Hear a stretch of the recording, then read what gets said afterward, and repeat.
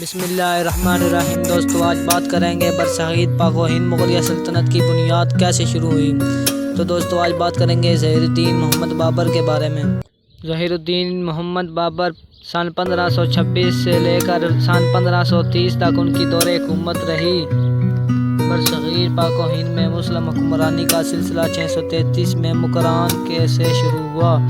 712 میں محمد بن قاسم سندھ اور ملتان میں آئے۔ پھر مختلف ادوار میں سلطان محمود غزنوی، سلطان محمد شہاب الدین غوری، سلطان قطب الدین ایبک، اس کے علاوہ علاؤالدین خلجی، محمد بن طغرل، یہ سلسلہ مختلف خاندانوں کی حکومتوں کی صورت میں جاری رہا۔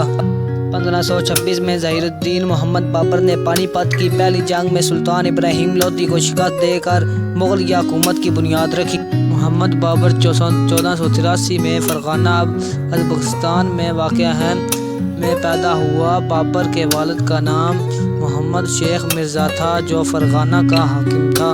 عمر شیخ مرزا ایک چغتائی ترک تھا اور امیر تیمور کے خاندان سے تھا۔ بابر کی والدہ قتل نگار خانم کا شغر کے حاکم یونس خان کی بیٹی تھی۔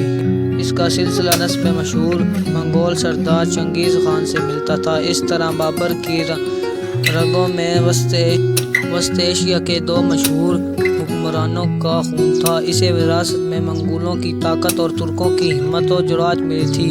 بابر ترکی زبان کا لفظ ہے جس کا معنی ہے شیر۔ تو دوستو اگلی ویڈیو میں ظہیر الدین محمد بابر کی تعلیم و تربیت کے بارے میں بتائیں گے۔ تو دوستو امید کرتا ہوں کہ یہ میری ویڈیو آپ کو پسند آئے گی۔